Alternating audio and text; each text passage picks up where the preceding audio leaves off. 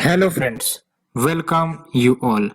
आज हम vision IAS के 23 अक्टूबर वाले डेली करंट अफेयर्स डिस्कस करेंगे। डिस्कस करने से पहले, जैसा कि हम लोग रोज एक कोट डिस्कस करते हैं जो आप लोग भी पसंद कर रहे हो, एंड आज भी वो कोट लेकर आया हूं मैं, जिसे सुनकर काफी ज्यादा हमें प्रेरणा मिलेगी और हमें आगे बढ़ने की ताकत भी मिलती है, क्योंकि यही सब मोटिवेटिंग फैक्टर्स होते हैं जो हमें आगे बढ़ाते हैं, हमें अपनी जर्नी को पॉजिटिव दिशा में तय करने के लिए मोटिवेट करती हैं। तो we should always focus on these type of things because these gives energy to our body, to our mind, and ultimately we work day and night for our success, for our achievements.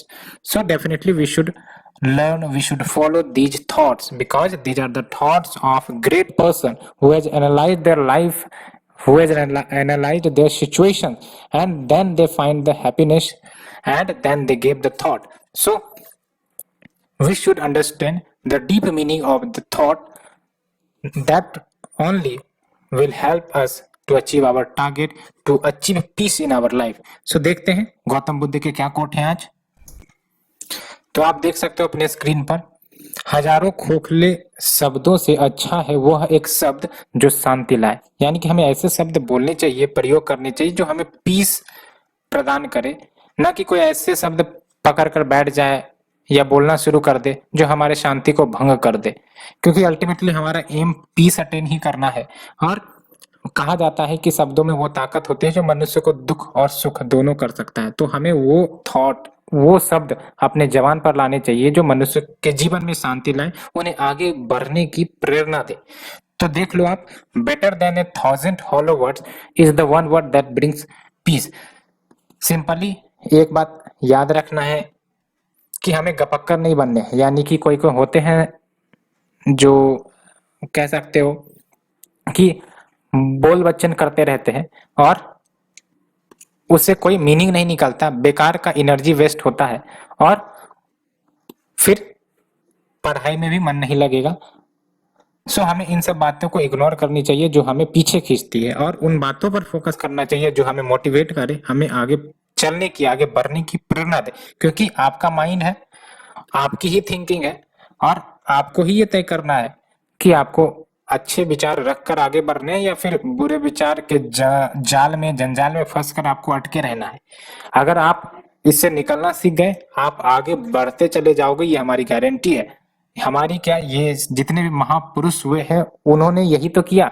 जो भी उन्होंने challenges face किया उसको as a, यूं कह सकते हो कि कैटलिस्ट की तरह इस्तेमाल किया, जिससे वो आगे बढ़ते चले गए। वो अपने चैलेंजेस को अपने एनर्जी में कन्वर्ट कर कर आगे बढ़ते चले गए।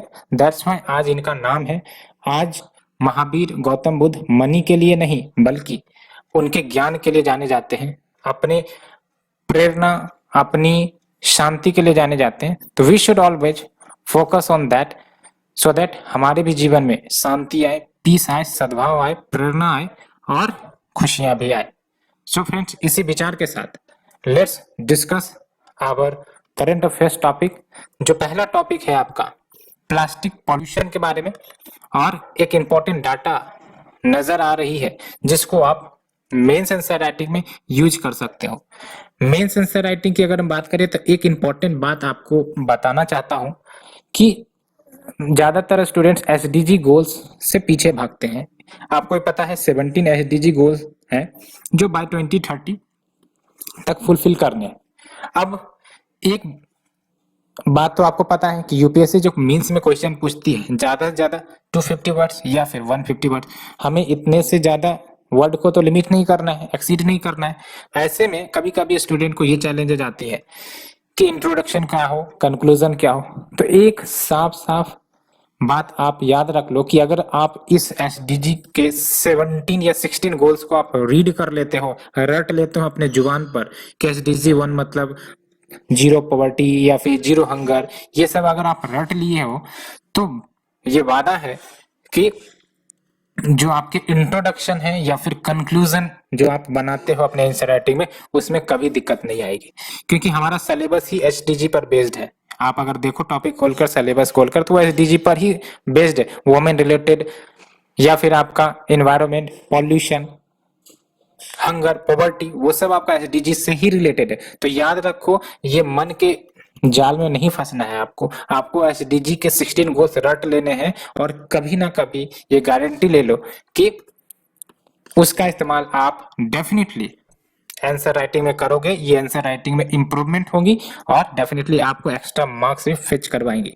तो आज से ही आप एसडीजी के 16 गोल्स, कितना समय लगेगा, ज्यादा नहीं लगेगा, एक दो बार रोज देखोगे याद हो जाएगा, इसका झमेला खत्म हो जाएगा। लेकिन सबसे बड़ी टेंशन आपकी खत्म ये हो जाएगी कि आपको इंट्रोडक्शन और कंक्लूजन की चिंता नहीं करनी पड़ेगी, है ना। कहीं पर कोई लेट से कि आपका क्वेश्चन आया और आप नहीं जान रहे हो क्या लिखना है, लेकिन लेट से कि आपको पता चला कि हाँ पॉवर्टी से रिलेटेड है, तो आप डायरेक्ट स्टार्ट कर सकते हो कि हाँ एसडीजी गोल्स में ये टारगेट को फुलफिल करने की बात करी गई है, ठीक है, और इंडिया की तरफ से ये इनिशिएटिव ली जा रही है। तो जब आप इस वे में तैयारी करोगे तो डेफिनेटली बहुत सारा लोड आपका खत्म हो जाएगा। आप सोच के देखो, एसडीजी के 16 गोल्स आपको डाइवर्स टॉपिक पर इंट्रोडक्शन एंड कंक्लूजन प्रोवाइड करते हैं। तो एक तो चैलेंजेस ऐसे ही खत्म हो गए कि इंट्रोडक्शन और कंक्लूजन क्या देंगे, ठीक है। सो हमेशा इस टाइप से फोकस करनी चाहिए कि हम कैसे अपने लोड को खत्म करें, इसी को कहते हैं smart learning. We should focus on that कि कैसे हमको आंसर राइटिंग करनी है, क्योंकि presentation is very important in men's answer writing. Presentation पर फोकस करना बेहद ही जरूरी है। डिस्पाइट कि आपको आंसर के कम पॉइंट्स आ रहे हैं, लेकिन अगर आप प्रेजेंटेशन अच्छे करने शुरू कर देते हैं तो डेफिनेटली ये आपको एक्स्ट्रा मार्क्स फेच करवाती ही है। सो होप आपको ये ट्रिक अच्छी लगी हो, और डेफिनेटली आप अपने कमेंट सेक्शन में बता सकते हो। उसी प्रकार से हम कुछ अलग अलग ट्रिक्स शेयर भी कर सकते हैं। So let's move to our first article, plastic pollution in aquatic system. ये 3 गुनी हो सकती है बाय 2040। ये आपका यूनाइटेड नेशन एनवायरमेंटल प्रोग्राम की तरफ से रिपोर्ट में कहा गया है। अब इसका इस्तेमाल आप पॉल्यूशन रिलेटेड क्वेश्चन में यूज कर सकते हो, तो आराम से इसको कहीं पर आप नोट डाउन कर लो कि हाँ ये आपका यूएनईपी का रिपोर्ट है, जिसमें आपका एक्वेटिक सिस्टम में जो प्लास्टिक पोल्यूशन की संख्या है वो आपका ट्रिपल हो जाएगी। ये इंट्रोडक्शन या फिर कंक्लूजन में लिख सकते हो, ठीक है। तो ये जो आपका रिपोर्ट है जिसका टाइटल है फ्रॉम पॉल्यूशन टू सॉल्यूशन, एक global assessment of marine litre and plastic pollution, जो आपका यूएनईपी ने पब्लिश किया है, इसमें साफ साफ ये रिवील हो रही है कि जो marine litre and plastic pollution की समस्या है जो इन्वायरमेंट में देखने को मिल रही है, एंड अगर हम इसके इफेक्ट की बात करें हेल्थ ऑफ द इकोसिस्टम के ऊपर, या फिर वाइल्ड लाइफ के ऊपर, या फिर ह्यूमंस के ऊपर, तो ये आपका इस रिपोर्ट में बताया गया है, ठीक है। तो क्या की फाइंडिंग है, कुछ की फाइंडिंग आप याद रख सकते हो। फॉर एग्जांपल प्लास्टिक्स की बात करें तो at least 85% of total marine waste ये आपका प्लास्टिक ही है। तो देख सकते हो प्लास्टिक पॉल्यूशन कितनी ज्यादा गंभीर समस्या पैदा कर रहा है, और मेराइन एनवायरनमेंट के लिए तो खतरा ही है। जब आप न्यूज सुनते हो कि वेल्स के अंदर से इतने टन ऑफ प्लास्टिक निकले, ये सब क्या है, बायोडाइवर्सिटी लॉस या फिर इनके जो हैबिटेट है उनका destruction, because purity of water नहीं रहेंगी तो ये सब जो स्पीसीज है कैसे सरवाइव करेंगी। दैट्स वाई ये काफी ज्यादा कंसर्निंग सब्जेक्ट है। एंड अगर नेक्स्ट फाइंडिंग की बात करें तो देख लो जो प्लास्टिक रिसाइकलिंग रेट है वो आपका लेस देन 10% है, and plastic related green house gases emissions की बात करें तो वो काफी ज्यादा सिग्निफिकेंट वे में इमिट होती है। तो दूसरी समस्या आपको यहाँ पर ये नजर आ गई कि जो प्लास्टिक रिसाइकलिंग रेट है वो भी बहुत कम है, लेस देन 10% है। तो डेफिनेटली ये सब आपका प्रॉब्लम मौजूद है जिस पर फोकस करने की जरूरत है। And next is your it risk to the marine life, human health and economy. अब कैसे ये मेराइन लाइफ को अफेक्ट करता है, ह्यूमन हेल्थ को अफेक्ट करता है, इकोनॉमी को अफेक्ट करता है, वो आप इस इंफोग्राफिक में देख सकते हैं। हालांकि इसका जो टेक्स्ट इतना छोटा है कि रीड भी नहीं किया जा सकता, बस आपको याद रखने कि मेराइन पोल्यूशन या प्लास्टिक पोल्यूशन के ऊपर अगर कोई क्वेश्चन आता है तो यहाँ पर ऐसे आप डायग्राम बना सकते हो। प्लास्टिक पोल्यूशन आपने लिख दिया और इसका इफेक्ट आप ह्यूमन, इसका इफेक्ट आप हेल्थ, इसका इफेक्ट आप एनवायरनमेंट, ठीक है, इसका ऐसे करके आप डायग्राम के रूप में रिप्रेजेंट कर सकते हैं। इसे कहते हैं रिप्रेजेंटेशन करना। और इससे क्या आपका रिलेटेड इश्यू निकलेगा, इससे क्या आपका रिलेटेड इश्यू निकलेगा, ऐसे करके आप हाईलाइट कर सकते हो अपने आंसर राइटिंग में। अच्छा भी लगेगा और कम शब्दों में मैक्सिमम एफिशिएंसी एंड इफेक्ट डाल सकते हैं अपने आंसर में, ठीक है। एंड जो मेन सोर्सेस है marine litre and plastic pollution का वो है लैंड बेस्ड। डेफिनेटली लैंड पर हम लोग रहते हैं, हम लोग प्लास्टिक पोल्यूशन जनरेट करते हैं और धीरे धीरे यही रिवर के माध्यम से एंड अदर चैनल्स के माध्यम से ये आपका ओशियन में आ जाती है, सी में आ जाती है, जो मेराइन इकोसिस्टम को प्रभावित करती है। एंड अगर बात करें रिकमेंडेशन की, तो क्या रिकमेंडेशन की गई है? तो सबसे पहली बात तो ये बोला गया है कि जो आपके कुछ की प्लास्टिक प्रोडक्ट्स हैं उनका फुल लाइफ साइकिल क्या है, उन्हें इवेल्युएट किया जाए। ठीक है, साथ ही साथ एक रिस्क फ्रेमवर्क डेवलप किया जाए जो ये बताए कि कौन से प्लास्टिक प्रोडक्ट से कितना ज्यादा खतरा है। Along with that health and toxicological criteria को डिफाइन किया जाए एंड टेस्टिंग करी जाए सो दैट ये बात एस्टेब्लिश की जाए कि कितना ज्यादा टॉक्सिसिटी एक्सपोज्ड हो रहा है ह्यूमंस को, वाइल्ड लाइफ को, due to the microplastics in the aquatic environment. And अन्य क्या रिकमेंडेशन की बात करी जा रही है, तो ग्रीन केमिस्ट्री इनोवेशन का कंसेप्ट इंक्लूड करने की बात की जा रही है सो दैट जो एडिटिव्स हम इस्तेमाल करते हैं उसको मिनिमाइज किया जा सके and alternative polymers and materials को डेवलप करे जो प्लास्टिक पॉल्यूशन कम करे। ठीक है, तो इसका मतलब we need to focus on research and innovation so that alternative to polymers, alternative to the plastics बनाए जा सके, डेवलप किया जा सके जो प्लास्टिक पॉल्यूशन को रिड्यूस करेंगे। And establishment of informatics and harmonised monitoring frameworks, तो एक प्रॉपर मॉनिटरिंग फ्रेमवर्क हो जो मॉनिटर करते रहे प्लास्टिक पॉल्यूशन को, कौन से ओशियन में, कौन से सी में कितना ज्यादा हो रहा है, कैसे हो रहा है। बिकॉज जब तक हम मॉनिटर नहीं करेंगे, हम लोग भी जब प्रिपरेशन करते हैं तो अपने आप को मॉनिटर करने की जरूरत होती है, तभी तो हम पता चलेंगे कि कौन से ट्रैक पर है, क्या वो ट्रैक सही है या गलत है। बेस्ड ऑन दैट हम लोग अपने रास्ते में कुछ बदलाव करते हैं। उसी प्रकार से मॉनिटरिंग फ्रेमवर्क डेवलप करना जरूरी है बिकॉज उसी से इंफॉर्मेशन पता चलेगी कि कहाँ पर क्या इश्यू है, कैसे उसको फिट करना है। And development of small scale waste management and recycling technology, तो हमें रिसाइकलिंग टेक्नोलॉजी पर ज्यादा फोकस करनी है जो एफिशिएंट हो, है ना, जो कम समय लगे वेस्ट को रिसाइकिल करने में, प्लास्टिक वेस्ट को रिड्यूस करने में एंड वेस्ट मैनेजमेंट में, that can be located close to the sources of the plastic waste. ये भी अच्छी बातें कही गई है कि जो आपका रिसाइकलिंग टेक्नोलॉजी है या फिर स्मॉल स्केल वेस्ट मैनेजमेंट है उसको सोर्स रीजन में ही आपका स्टेब्लिश कर दिया जाए सो दैट जो प्लास्टिक्स सोर्स रीजन से निकल रहे हैं उसको वहीं पर ट्रीट कर दिया जाए और मैटर को ही खत्म कर दिया जाए। फिर सेग्रीगेशन जैसे इश्यू नहीं आएंगे, वहीं पर डील हो जाएगा, तो वो ओशियन में या सीज में या वाटर बॉडीज में आने से प्रिवेंट हो सकेंगी।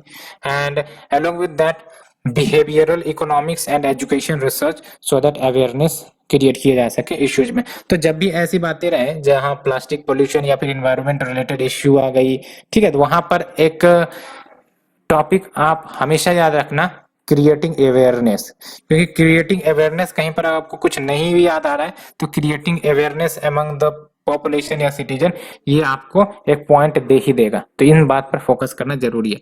सो हमने फर्स्ट आर्टिकल डिस्कस किया, let's move to the second article. Sorry मैंने आपको सिलेबस ही नहीं मेंशन किया, तो सिलेबस बेसिकली मेंशन करते हैं। तो आर्टिकल 1 का जो सिलेबस है आपका, तो आप यहाँ पर देख लो, GS paper 3 article 1 conservation environmental pollution and degradation. ठीक है, तो ये आपका सिलेबस है। और आर्टिकल 2 का जो सिलेबस है जीएस पेपर 3 इंफ्रास्ट्रक्चर एनर्जी, ठीक है, एनर्जी सेक्टर टॉपिक के अंतर्गत ये आएगा। तो let's discuss to the second topic. तो गवर्नमेंट ने स्टेट एनर्जी इफिशिएंसी इंडेक्स 2020 ये रिलीज किया है। तो अगर हम बेसिक की बात करें इस रिपोर्ट की, तो इसे डेवलप किया गया था ज्वाइंटली बाय ब्यूरो ऑफ, तो इसे ज्वाइंटली डेवलप किया गया है bureau of energy efficiency and alliance for an energy efficient economy, इन दोनों के द्वारा। एंड पहली बार ये इंडेक्स 2018 में लॉन्च करी गई थी। तो क्या सिग्निफिकेंस है इस इंडेक्स की, किस चीज पर ये फोकस करता है? तो बेसिकली ये 36 स्टेट प्लस यूटीज के परफॉर्मेंस पर फोकस करता है कि कौन से state and UTs energy efficient है via 68 qualitative, quantitative and outcome based indicator. तो 68 इंडिकेटर्स के आधार पर ये 36 स्टेट एंड यूटीज को मेजर करते हैं उनके परफॉर्मेंस को एसेस करते हैं इन द एनर्जी इफिशियंसी, ठीक है। And in 68 qualitative, quantitative and outcome based indicators को 6 सेक्टर्स में डिवाइड किया गया है। कौन कौन से ये 6 सेक्टर है? तो buildings, industry, municipalities, transport, agriculture and discoms and cross sector, ठीक है। तो इन 6 सेक्टर के आधार पर ये एनालाइज किया जाता है कि कहां पर कौन से राज्य की एनर्जी इफिशिएंसी बेटर है, ठीक है।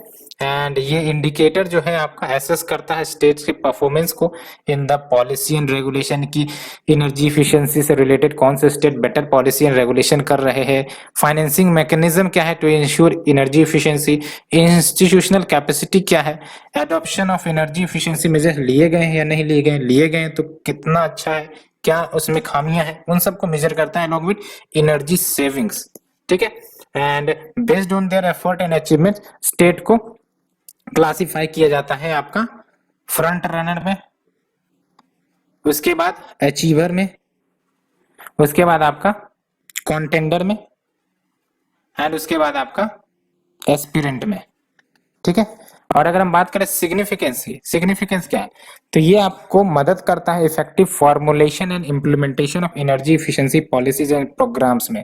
अब बेसिकली जब ये इंडेक्स निकाला जाएगा तो स्टेट को पता रहेगी वो कौन सी कैटेगरी में, कहां पर वो लैग कर रहे हैं, कहां पर वो बेटर है। तो उस हिसाब से ये या जो स्टेट है इफेक्टिव फॉर्मुलेशन कर सकते हैं पॉलिसीज का, इम्प्लीमेंटेशन कर सकते हैं एनर्जी इफिशिएंसी पॉलिसीज का एंड प्रोग्राम्स का। अब देख लो यहाँ पर भी एक आपको यहाँ आइडिया बता रहा हूँ कि जब भी कोई इंडेक्स या रिपोर्ट क्वेश्चन में आता है तो आपको याद रखना है कि what will be its significance, that will help in effective formulation and implementation of जो भी आपका टॉपिक दिया रहेगा वहां पर आप लिख दोगे, ठीक है। तो ऐसे करके आपको पॉइंटर सेग्रीगेट करने हैं सो दैट आपको क्वेश्चन अगर नहीं भी आ रहे कि आपने कहीं रिपोर्ट के बारे में नहीं पढ़ा तो ये सब आप लिख सकते हो, है ना। ऐसा नहीं कि हमको सभी रिपोर्ट के डिटेल्स को पढ़ने होंगे, इसी को उठा पटक के आपको इधर से उधर कट पेस्ट करने हैं। याद रखना है आपको, ये सबसे बड़ी अच्छी ट्रिक है जो आपके साथ शेयर करी जा रही है। And highlight the best practices and poster healthy competition. आप देख लो नीति आयोग का भी एसडीजी इंडेक्स रिलीज होता है तो वहां सब भी यही बातें होती है कि it will highlight the best practices जो डिफरेंट स्टेट्स के द्वारा किए जाते हैं and healthy cooperation, competitive federation, ये सब के कुछ कीवर्ड्स हैं जो आपको याद रखने। Along with it provide foundation to set a state specific energy efficiency targets and track the progress as well। तो ये सब कुछ इंपॉर्टेंट कॉमन पॉइंट्स है जो किसी भी रिपोर्ट्स में आपको मिल ही जाएंगे, तो इसे आपको ध्यान से रखने ही है, ठीक है। एंड क्या रिकमेंडेशन है? तो रिकमेंडेशन की बात करें तो देख लो, institutionalising in use energy data collection and analysis to drive the energy efficiency, यानी कि जो भी डाटा निकल कर आ रहे हैं उनको इस्तेमाल किया जाएगा टू एनालाइज सो दैट जहां पर भी कमियां हो रही हैं उस कमी को सुधार किया जाए और हम लोग एनर्जी इफिशिएंट स्टेट के दिशा में आगे बढ़े। And improving the energy efficiency financing and budget allocation. तो दूसरी बात जो रिकमेंड करी गई है कि फाइनेंसिंग बढ़ाया जाए, बिकॉज फाइनेंसिंग की कमी होती है स्टेट्स को, और जब तक हम फाइनेंसिंग करेंगे नहीं तो कोई भी रिकमेंडेशन हो हम इम्प्लीमेंट ही नहीं कर पाएंगे, ठीक है। तो यहाँ पर भी आप यूज कर सकते हो, है ना, कि क्या स्टेप लिए जाने चाहिए। तो फाइनेंसिंग की कॉन्स्टेंट तो होती ही होती है, तो हमको भी यही लिखना है कि भाई साहब हमें फाइनेंसिंग बढ़ा देनी चाहिए because state lakhs the financing and there should be proper way so that state can finance their projects या ग्रीन प्रोजेक्ट्स या क्लीन प्रोजेक्ट, कुछ भी हो आपको चिपका देना है, ठीक है। And collaborating with the private sector to realise the E gains, यानी कि एनर्जी इफिशिएंसी गेन। तो यहाँ पर आप कुछ नहीं बल्कि पब्लिक प्राइवेट पार्टनरशिप कोलैबोरेशन की बात करी जा रही है। तो पब्लिक प्राइवेट पार्टनरशिप को भी आप किसी न किसी टॉपिक में इंक्लूड कर ही सकते हो, मेंस आंसर राइटिंग में इंक्लूड कर ही सकते हो, ऐसी कोई बात नहीं। ये सब जनरल पॉइंट पर ध्यान देने सो दैट कहीं पर भी हम चिपका सके अगर हमें आंसर नहीं आती है, ठीक है। एंड गवर्नमेंट ने लॉन्च भी किया है proposal for national carbon market with an objective कि हम कॉर्पोरेट एंड प्राइवेट सेक्टर्स को इन्वॉल्व कर सके so that energy saving promote हो सके, कार्बन इमिशन रिडक्शन हो सके।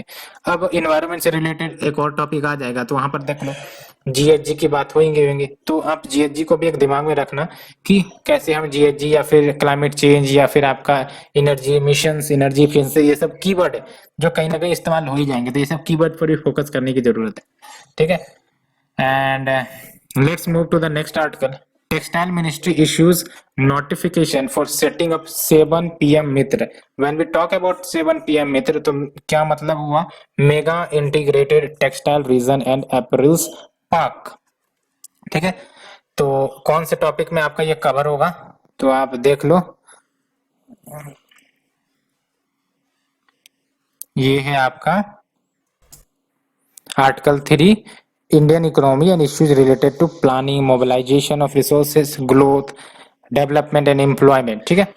तो इस टॉपिक में आपका ये कवर होगा, तो आप देख लो। ये जो आपका पीएम मित्र स्कीम है, इसको यूनियन बजट 2021-22 में अनाउंस करी गई थी, ठीक है। तो अगर आपको पीएम मित्र स्कीम के बारे में लिखने को आएगा या फिर उसका क्रिटिसिज्म, जनरली क्रिटिसिज्म तो नहीं पूछते, लेकिन उसके कुछ इंपॉर्टेंट प्रोविजंस के बारे में लिखने को आएगा, तो आप यहाँ से नोट डाउन कर सकते हो कि क्या उसका पॉजिटिव है और क्या उसका सिग्निफिकेंस है, क्योंकि सिग्निफिकेंस आपको ध्यान रखने, और हमें हमेशा ये ध्यान रखना है कि हम कॉमन पॉइंट्स क्या इस्तेमाल करें, यूज करें, सो दैट हम सारे के सारे टॉपिक में इसको यूज कर सके, ठीक है। तो हम उसे भी डिस्कस करेंगे। अब से हमारा फोकस यही रहेगा कि हम कहाँ कौन से पॉइंट्स वो सभी जगह इस्तेमाल कर सकते हैं, सो दैट हमारा लोड कम हो सके। तो ये जो आपका पीएम मित्र स्कीम है, ये हमने बताया आपको यूनियन बजट 2021-22 में अनाउंस की गई थी। एंड पीएम मित्र पार्क्स का फोकस एरिया क्या होगा, तो ये भारत को मदद करेगा कि Bharat United nation sustainable goal number 9 को अचीव करे। क्या है ये आपका United nation sustainable development goal number 9? तो इसके तहत रिजिलेंट इंफ्रास्ट्रक्चर को बिल्ड करने की बात है, promote sustainable industrialisation and poster innovation. अब देखो ये सब कीवर्ड है कि सस्टेनेबल इंडस्ट्रियलाइजेशन को प्रमोट करना है, रिजिलेंट इंफ्रास्ट्रक्चर है, इन सब कीवर्ड को आपको याद रखने, क्योंकि आपको ही पता है कि क्लाइमेट चेंज एंड उससे रिलेटेड निगेटिविटीज इन्वायरमेंट में फैली जा रही है, तो कोई भी पॉलिसीज लाएं तो हमें उसमें रिजिलेंट हो, कोई भी इंफ्रास्ट्रक्चर बनाए वो आपका रिजिलेंट हो, सो दैट अगर कोई भी डिजास्टर आए तो वो ऐसे इंफ्रास्ट्रक्चर को ज्यादा प्रभावित नहीं कर सके, ठीक है। तो ये सब कीवर्ड्स आपको याद रखने हैं। एंड सस्टेनेबल इंडस्ट्रियलाइजेशन की आपका इन्वायरमेंट के इन अकॉर्डेंस हो कि वो इन्वायरमेंट को भी ज्यादा पॉल्यूट ना कर सके और आपका डेवलपमेंट भी इंश्योर हो सके एज वेल एज, तो ये आपका ट्रिक है, ये सब कुछ आपको याद रखने। तो अगर हम बात करें, ये जो पार्क है आपका, ये डेवलप किया जाएगा स्पेशल पर्पज व्हीकल, नाम से ही पता चल रहा है स्पेशल पर्पज व्हीकल, यानी कोई स्पेशल बॉडी होगी, ऑर्गन होगा जो इस प्रोजेक्ट को डेवलप करेगा, इस पार्क को डेवलप करेगा, ठीक है। एंड ये स्पेशल पर्पज व्हीकल ऑन करी जाएंगी state government and government of India दोनों के द्वारा in public private partnership mode. तो ऐसा नहीं है कि सेंट्रल गवर्नमेंट फुल्ली फंड कर रहा है, it will be funded both by state government and the central government. And ये जो 7 पीएम मित्र पार्क्स हैं, ये ग्रीन फील्ड या फिर ब्राउन फील्ड साइट्स पर सेटअप किए जा सकते हैं, located in the different willing state. What do mean by green field and brown field? Green field यानी कि जहां पर आपको फ्रेश इन्वेस्टमेंट करने, ग्रीन है ना, नाम से पता चला ग्रीन, जो हरियाली है अभी पूरी खाली है, यहाँ पर कुछ नहीं है, यहाँ पर हमको फ्रेश इन्वेस्टमेंट करने हैं, ठीक है। एंड ब्राउन फील्ड का मतलब क्या होता है, ऑलरेडी यहाँ पर इंफ्रास्ट्रक्चर इन्वेस्टमेंट सब है, हम एडिशनली इसमें पैसे इन्वेस्ट कर रहे हैं सो दैट हम robust infrastructure, additional infrastructure create कर सके, है ना। ब्राउन फील्ड मतलब ऑलरेडी एग्जिस्टिंग पर हम यूं कह सकते हो कि नीपा पोती कर रहे हैं, और ग्रीन फील्ड मतलब फ्रेश इन्वेस्टमेंट, सिंपल शब्दों में। एंड देख लो ग्रीन फील्ड साइट्स के लिए union government union development capital support 30% होगा प्रोजेक्ट कॉस्ट का, यानी कि जो भी प्रोजेक्ट कॉस्ट होंगी अगर वो ग्रीनफील्ड साइट पर स्टैब्लिश करी जा रही है, तो यूनियन का डेवलपमेंट कैपिटल सपोर्ट कितना होगा, 30% होगा। एंड मैक्सिमम 500 करोड़ रुपीज का सपोर्ट, यानी कि 30%, और 30% में भी आपका क्या है, मैक्सिमम 500 करोड़ रुपीज तक ही कंट्रीब्यूट किया जाएगा। ब्राउन फील्ड साइट के लिए 30% of the project cost of balance infrastructure ये है, एंड इसमें आपका लिमिटेड किया गया है 200 करोड़ रुपीज को। एंड ये जो पीएम मित्र है, ये 5F विजन पर बेस्ड है, जो हमारे प्राइम मिनिस्टर ने दिए है। क्या है ये आपका 5F फॉर्मूला?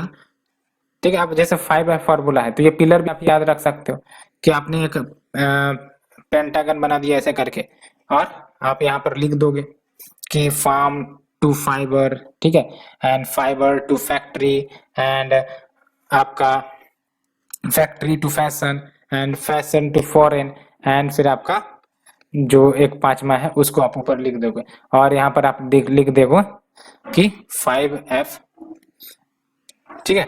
तो इस प्रकार से आप डायग्राम को भी इंक्लूड कर सकते हो, क्योंकि presentation is very important in men's answer writing. आप ये बार बार स्ट्रेटजी जो भी आप टॉपर की सुन रहे होगे, इसमें ये बात आती है, बिकॉज ऐसे ही आंसर आपको लुकिंग लगे, आप भी ऐसे जब पढ़ते होगे तो आपको भी इंटरेस्टिंग लगता होगा। दैट्स वाई आपको ऐसे फोकस करनी चाहिए कि कैसे हम डायग्राम को इंक्लूड करें, ठीक है। एंड सिग्निफिकेंस क्या, आप देख लो क्या कुछ पॉइंटर्स ऐसे हैं जो हम यहाँ से उठा सकते हैं, जो कॉमन होने के सभी जगह चिपकाए जा सकते हैं। तो डेफिनेटली अगर कोई भी स्कीम आती है जो मोस्टली फॉर एग्जांपल किसी इंडस्ट्री या किसी सेक्टर को कंट्रीब्यूट करेंगे, तो डेफिनेटली ये टर्म याद रख सकते हो, help in growth of textile sector in the economy. तो टेक्सटाइल सेक्टर के जगह पर जो भी आपका दूसरा सेक्टर होगा जो मेंशन होगा उसे आप डाल सकते हो, है ना। तो helps in growth of textile sector in the economy, and logistic cost को कम करेगा, improve the competitiveness of Indian textile. एक बात आपको ध्यान रखनी है, जहां पर भी इंफ्रास्ट्रक्चर बूस्ट किया जाएगा, इंफ्रास्ट्रक्चर बनाया जाएगा, ठीक है, या फिर इंफ्रास्ट्रक्चर से रिलेटेड कोई स्कीम्स आ गई, एग्जाम में पेपर में क्वेश्चन आ गई, तो वहां पर क्या लिखोगे आप, यहाँ लिखना है आपको reduce the logistic cost and improve the competitiveness, ठीक है, and attract investment and boosting the employment generation. ये भी कॉमन पॉइंट है, ये भी कॉमन पॉइंट है जो चिपकाने हैं आपको। Attract investment and boosting the employment generation and develop integrated large scale and modern industrial infrastructure facility, ये सब कुछ सिग्निफिकेंस है। तो होप आपको ये आइडिया अच्छा लग रहा होगा। Let's move to the next article, that is article number 4, scale based regulatory framework for non banking financial company. ये आरबीआई के द्वारा इश्यू करी गई है, ठीक है। तो क्या है ये आपका scale based regulatory framework NBFC के लिए, उसकी बात करेंगे, लेकिन सबसे पहले आपका सिलेबस में आते हैं। The syllabus will cover this only. हाँ, ये आपका issue Indian economy and issues relating to the planning mobilisation of resources and growth development and employment, ठीक है। एंड अगर आर्टिकल को डिस्कस करें तो ये जो आपका रेगुलेटरी स्ट्रक्चर जो आरबीआई ने अभी प्रपोज करी है एनबीएफसी के लिए, इसमें आपका 4 लेयर्स का स्ट्रक्चर होगा, और वो रेगुलेशन एनबीएफसी के साइज पर, उस एनबीएफसी का क्या फंक्शन है, क्या एक्टिविटी है उस पर, एंड परसीव्ड रिस्कीनेस क्या है, उस आधार पर ये नॉर्म्स लागू होंगे। एंड तो ये जो आपका 4 स्ट्रक्चर है, तो देख लो, एक तो आपका एनबीएफसी बेस लेयर, दूसरा है आपका एनबीएफसी मिडिल लेयर, तीसरा है आपका NBFC upper layer and NBFC top layer. तो इसका अगर आप डायग्राम बनाओगे तो कुछ ऐसा बनेगा, है ना। ये आपका ये 4 लेयर स्ट्रक्चर में जाएगा, 1 लेयर, 2 लेयर, 3 लेयर, ठीक है, चार लेयर, ठीक है, 1 2 3 4। तो एक तो आपका टॉप वाला हो जाएगा, तो इनको रेगुलेट करने के लिए डिफरेंट एंड टाइटर नॉर्म्स लाए जाएंगे, ठीक है। एंड इसके लिए डिफरेंट, इसके लिए डिफरेंट एंड इसके लिए डिफरेंट। तो यही है चारों, इसको डिस्कस करते हैं, ठीक है। तो देख लो, एनबीएफसी बेस लेयर वाला जो कैटेगरी में आएगा, इसमें आपके non deposit taking non systematically important NBFC आएंगे, जिनको लाइट टच रेगुलेशन यानी कि हल्के फुल्के रेगुलेशन से पालन करने पड़ेंगे, लेकिन ट्रांसपेरेंसी बढ़ाई जाएगी कि ये जो एनबीएफसी हो मोर ट्रांसपेरेंट हो, जो ये एक्टिविटीज करते हैं वो रिफ्लेक्ट हो, सो दैट टाइमली एक्शन लिए जा सके अगर कोई इश्यू आती है ना। तो सबसे ज्यादा लेस रेगुलेशन ये आपका एनबीएफसी बेस लेयर वाला एंजॉय करेगा। और अगर हम ऊपर के कैटेगरी में जाते हैं तो आपका एनबीएफसी मिडिल लेयर वाला आ जाएगा, और इसमें आपका डिपॉजिट टेकिंग एनबीएफसी आ जाएंगे, and those NBFC which is systematically important but non deposit taking NBFC. याद रखना है आपको, एक तो आपका डिपॉजिट टेकिंग एनबीएफसी, एंड जो दूसरा है वो आपका systematically important but non deposit taking NBFC, ये आ जाएंगे। और यहाँ पर आपका आरबीआई बेसिकली आर्बिट्रेज को इंक्लूड करना चाहेगा between the banks and NBFC, यानी कि बैंक के कुछ जो रेगुलेशंस होते हैं वो सब भी कहीं ना कहीं इनके ऊपर लगाए जा सकते हैं, सो दैट थोड़ी जो रेगुलेशन वो मजबूत किया जा सके। बिकॉज आप देख सकते हो ये डिपॉजिट टेकिंग एनबीएफसी है, एंड सिस्टमेटिकली इंपॉर्टेंट है, तो कहीं ना कहीं टाइटर नॉर्म्स की हमें जरूरत है, ठीक है। एंड जो तीसरा है आपका एनबीएफसी अपर लेयर, और इसमें टॉप 10 एलिजिबल एनबीएफसी आ जाएंगे, ठीक है। इफ टॉप 10 एनबीएफसी आ जाएंगे in terms of their asset size, तो इसको जो इंक्लूड किया जाएगा एनबीएफसी अपर लेयर वाले में, तो वो आपका एसेट साइज के आधार पर जो टॉप 10 में आते हैं उसको इंक्लूड किया जाएगा। एंड ये आपका ऑलवेज अपर लेयर में ही रहेंगी irrespective of any other factor. और जो आपका सबसे टॉप लेयर वाला है ये सिस्टमेटिकली इंपॉर्टेंट एनबीएफसी होगा which is ideally expected to be empty, ठीक है। तो मतलब इसको अभी एक अलग से क्रिएट कर दिया गया है, इसमें अभी फिलहाल कोई एनबीएफसी नहीं डाले जाएंगे, ठीक है। बेस्ड ऑन आरबीआई के बाद में नोटिफिकेशन क्या मोर स्ट्रिक्टर रेगुलेशन लाती है तो फिर इसमें इंक्लूड किया जा सकता है, अभी ये इम्पिटी रहेंगी। And it will be effective from 1 अक्टूबर 2022।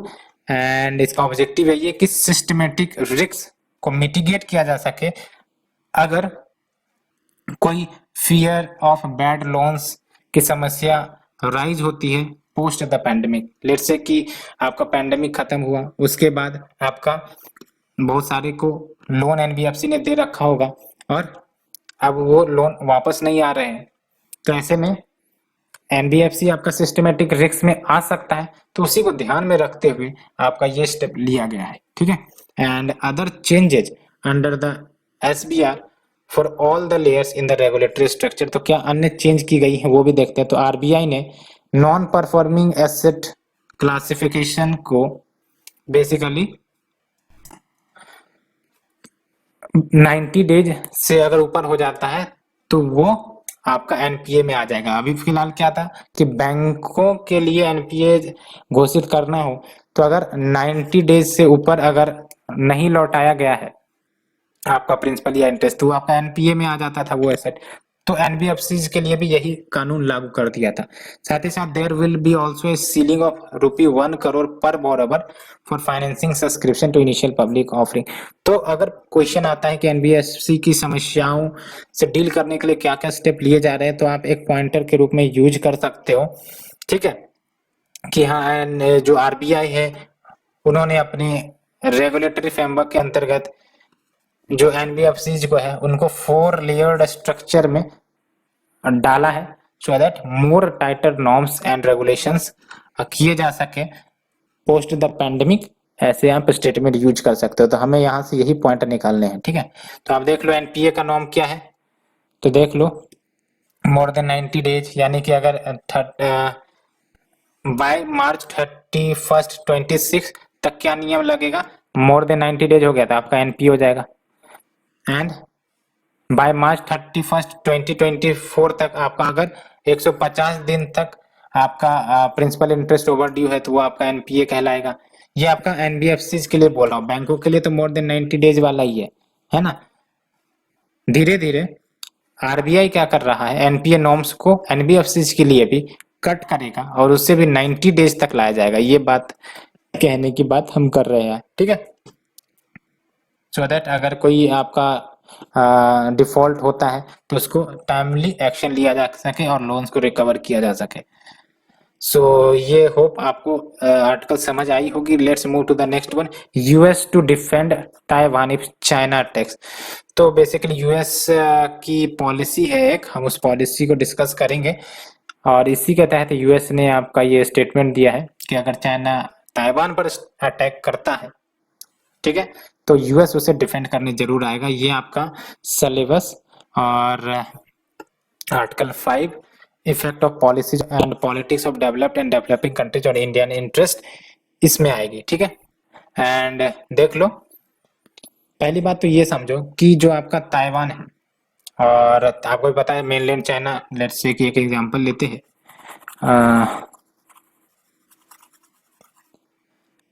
ये आपका मेनलैंड चाइना है और इधर आपको ताइवान मिल जाता है, ठीक है। ऑफिशियली क्या है, Taiwan is a territory of China, ठीक है, लेकिन चाइना ने ताइवान को ऑटोनॉमी दे रखी है, ये बात है। और चाइना की वन चाइना पॉलिसी चलती है। वन चाइना पॉलिसी क्या है कि वैसे देश जो diplomatic relations peoples Republic of China के साथ स्टेब्लिश करना चाहते हैं, यानी कि आप मेनलैंड चाइना के साथ आपका डिप्लोमेटिक रिलेशंस करना चाहते हैं, तो उनको ऑफिशियल रिलेशंस यानी कि 1-to-1 रिलेशंस ब्रेक करने होंगे with the Republic of China, जिसमें ताइवान भी आ जाते हैं। ठीक है, यानी कि डिप्लोमेटिक रिलेशंस अगर चाइना के साथ स्टेब्लिश करने तो 1-to-1 रिलेशंस अगर आप कोई देश ताइवान के साथ करना चाहता है तो वो कहीं ना कहीं ठीक नहीं है। तो ये बातें हैं, बिकॉज चाइना ताइवान को इंटीग्रेटेड पार्ट मानता है अपना। ठीक है, सो अब दूसरी इश्यू ये है कि यूएस जो है वो चाइना के क्लेम को तो रिकॉग्नाइज करता है कि हाँ ठीक है ये आपकी टेरिटरी है under the one China policy, लेकिन एक इंपॉर्टेंट बात है यहाँ पर कि जो ताइवान रिलेशन एक्ट 1979 है जो यूएस के अंतर्गत हुई थी, इस एक्ट के तहत यूएस कमिटेड है कि वो ताइवान को मदद करेगा अगर चाइना इन्वेजन करता है ताइवान के ऊपर। तो यही आपका चाइना और यूएस के बीच खटास क्रिएट कर रहा है। ठीक है, और इसी एक्ट के माध्यम से यूएस साफ साफ ताइवान को डिफेंड करने की बात करता है। ठीक है, एंड तो ये जो स्टेटमेंट आई है कहीं ना कहीं अब साफ साफ दिख रही है कि ये जो long standing American strategic ambiguity है कि यूएस खुलकर नहीं बोल रहा है कि आपका क्या प्रेफरेंस है ताइवान के प्रति, इस इश्यू के प्रति, अब धीरे धीरे वो रिफ्लेक्ट हो रहा है। तो ये जो आपका यूएस की स्ट्रेटेजिक एम्बिग्यूटी है टुवर्ड्स ताइवान, ये कोई भी यूनिलेटरल डिसीजंस करने से रोकता है by both the side of the state that could potentially escalate the situation, because एक तरफ आप देख सकते हो यूएस ताइवान को चाइना की टेरिटरी मानता है, दूसरी तरफ क्या बोल रहा है कि अगर चाइना कुछ अटैक करता है ताइवान के ऊपर तो we will retaliate, we will defend the Taiwan. That's why ये आपका खटास आती है ना, रिलेशन इफेक्ट्स हो रहे हैं। तो जो टेंशन है वो इशलेट हुआ है between the China and Taiwan eight there worst in 14 years. तो ये जो 40 ईयर्स का फेज है, इस 40 ईयर्स के फेज में तो बेसिकली चाइना एंड ताइवान के बीच जो टेंशन है वो लगभग 40 साल पहले से ही हो रही है, जब बीजिंग ने record number of war planes Taiwan के नजदीक भेजा था दिखाने के लिए, डराने के लिए, सो दैट ताइवान को ये एहसास हो सके कि चाइना कितना पावरफुल है। बार बार चाइना ऐसी स्ट्रेटजी इस्तेमाल करते रहता है, इनफैक्ट इंडिया के साथ भी देख सकते हो कभी ना कभी जो इंडियन ओशियन में है वो अपने शिप्स को भेजते रहता है, तो वैसा ही काम ये ताइवान के वाटर बॉडीज के अलोंग वो करता रहा है। ठीक है, एंड ये जो चाइना का एग्रेशन है वो क्यों हुआ था, तो बेसिकली इसके पीछे जो लॉजिक है कि जो यूएसए के स्ट्रेटेजिक एंड डिफेंस सपोर्ट जो ताइवान को प्रोवाइड करता है इसी को लेकर है ना, दैट्स व्हाई चाइना जो है इस प्रकार की रणनीति अपनाते रहता है। एंड ये यूएस कहीं ना कहीं इस प्रकार से चाइना की वन चाइना पॉलिसी को भी अफेक्ट कर रहा है, चैलेंज कर रहा है। दैट्स व्हाई चाइना इस प्रकार की एग्रेसिवनेस अपनाता है। एंड इंडिया का जो स्टैंड रहा है ये इंपॉर्टेंट, इंडिया का स्टैंड क्या है, तो इंडिया का स्टैंड 1949 से बेसिकली वन चाइना पॉलिसी को अडॉप्ट किया है, एक्सेप्ट किया है इंडिया ने, लेकिन 2010 के बाद से इंडिया अब वन चाइना पॉलिसी कहना बंद कर दिया है, because Chinese aggression line of actual control पर आप देखते हो कि किस प्रकार से बढ़ते जा रहे हैं।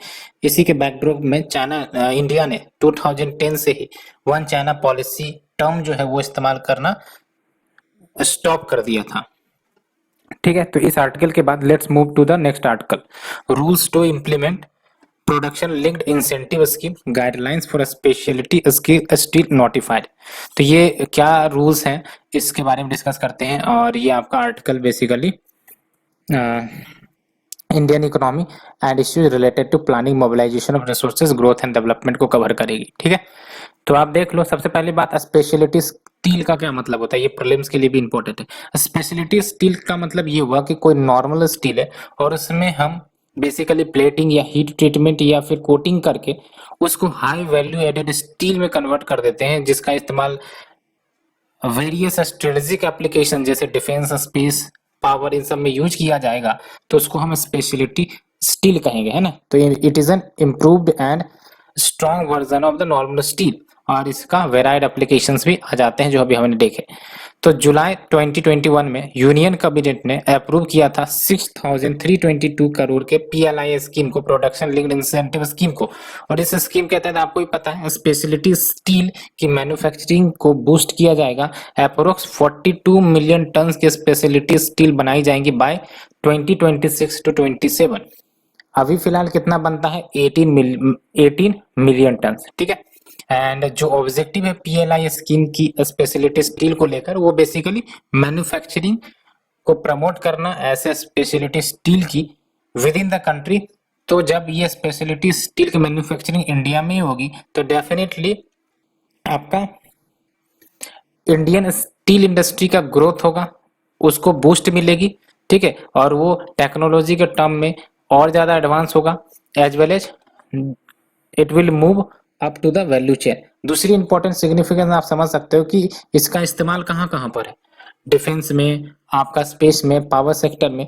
तो सप्लाई को भी इंश्योर कर सकेगा, डोमेस्टिक सप्लाई, है ना, हमें बाहर से इंपोर्ट करने की जरूरत नहीं पड़ेगी। तो ये आपका इंपोर्ट बिल को भी रिड्यूस कर सकता है।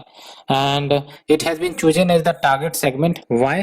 Because out of 102 million ton steel जो इंडिया ने 2020-21 में प्रोड्यूस किए, उसमें से सिर्फ 18 मिलियन टन जो है आपके वैल्यू एडेड स्टील ही है या फिर स्पेशलिटी स्टील है। तो काफी कम प्रोडक्शन आपका स्पेशलिटी स्टील का होता है, लेकिन यूजेज की बात करें तो काफी वेराइड डायमेंशन में, इसलिए इसको बढ़ावा दिया जाएगा। तो जो आपके वेरियस सेक्टर्स में इस्तेमाल है स्पेशलिटी स्टील के, जिसको अभी हम इंपोर्ट से मीट करते हैं, तो हमें इंपोर्ट करना नहीं पड़ेगा। And 5 categories of speciality steel which have been chosen in the PLI scheme, वो कौन से हैं? कोटेड या plated steel product, high strength या wear resistant steel, speciality rails, alloy steel product and steel wires and electrical steel, ये है, ठीक है। एंड बेनिफिट देख लो इसका क्या बेनिफिट होगा। तो एक्सपोर्ट को बढ़ावा मिलेगा, साथ ही साथ minimum dependence on the imports for high in steel, and bring in investment of approximately 40,000 crore के इन्वेस्टमेंट आ सकेंगे। एंड एम्प्लॉयमेंट जनरेशन होगा अप्रोक्स 5.2 लाख का। एंड कैपेसिटी एडिशन होगा 25 million ton. And will incentivise the steel sector कि वो invest करे technological capability में to contribute to the global steel value chain. तो ये हमने डिस्कस किया 5 आर्टिकल्स। होप आपको पसंद आई हो। अगर पसंद आ रही है तो प्लीज लाइक शेयर सब्सक्राइब जरूर करें। Thank you friends, thank you very much.